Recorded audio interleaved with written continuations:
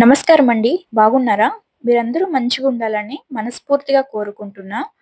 12వ శతాబ్దం నాటి పురాతన ఆలయమండి. ఈ ఆలయ నిర్మాణానికి 190 ఏండ్లయితే పట్టిందంట.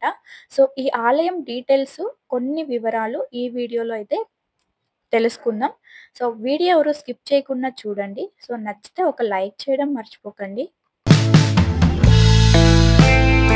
ఆలయం లోపలికి ప్రవేశించే దారి చాలా అద్భుతంగా మెయింటైన్ చేశారు. 2 పక్కల మంచి గ్రీనరీ ఏరియాతో అయితే కూడుకొని ఉంది. ఆలయం లోపలికి ఎంట్రన్స్‌లోనే మనకి గణేష విగ్రహం అయితే కనిపిస్తుంది. ఈ విగ్రహము చాలా అద్భుతంగా, చాలా అందంగా అయితే తీర్చిదిద్దారండి. ఇక ఇటు సైడ్ అయితే మనకి శివయ్య దర్శనమిస్తారు.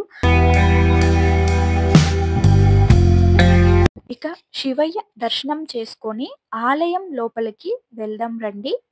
ముందుగా ఈ ఆలయానికి ఎలా చేరుకోవాలి అనే దాని గురించి తెలుసుకున్నట్లయితే బెంగుళూరు నుంచి బేలూరు అయితే చేరుకోవాలండి. బేలూరులో చెన్నకేశ్వర ఆలయాన్ని దర్శనం చేసుకున్న తర్వాత అక్కడి నుంచి 20 కిలోమీటర్ల దూరంలో అయితే హళేబీడు హొయసలేశ్వర ఆలయం ఉందండి. అదే ఈ ఆలయం.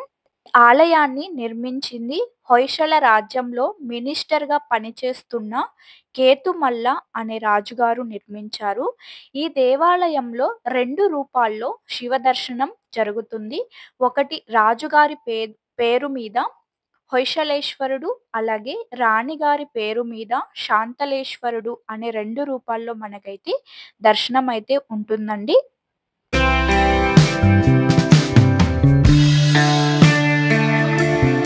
ఇక ఈ ఆలయ నిర్మాణాన్ని 1121వ సంవత్సరంలో మొదలుపెట్టారంట.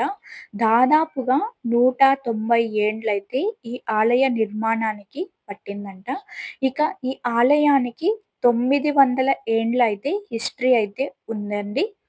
ఫ్రెండ్స్, మీలో ఎవరైనా ఈ ట్రిప్ ప్లాన్ చేసుకోవాలి అనుకుంటే ముందుగా ఆంధ్ర సైడ్ నుంచి వచ్చేవాళ్ళు బెంగుళూరు చేరుకోండి.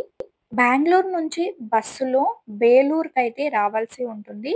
బేలూరులో చెన్నకేశవుని దర్శనం చేసుకున్న తర్వాత హళేబీడు హొయసలేశ్వర ఆలయాన్నయితే మనం చేరుకోవచ్చు. సో, బేలూరు నుంచి హళేబీడుకి మనకి 20 కిలోమీటర్లయితే డిస్టెన్స్ ఉంటుంది. సో, ఇక బేలూరు నుంచి చిక్మంగళూరుకైతే 28 కిలోమీటర్లయితే డిస్టెన్స్ ఉంటుందండి. సో, మీకు కనుక ఈ వీడియో యూజ్‌ఫుల్ అనిపిస్తే లైక్ చేయడం మర్చిపోకండి. అలాగే మేము బెంగుళూరు నుంచి హళేబీడు అయితే వెళ్ళాము. హొయసలేశ్వరుని దర్శనం చేసుకున్న తర్వాత మధ్యాహ్నం మాకి 2:30 పైన అయిపోయింది. సో, ఇక మేము అక్కడే ఉన్న ఒక రిసార్ట్‌లో లంచ్ అయితే ఫినిష్ చేసుకున్నామండి. నేనైతే కర్ణాటక స్టైల్ అక్కీ రొట్టి ఫుల్ మీల్స్ అయితే తీసుకున్నానండి.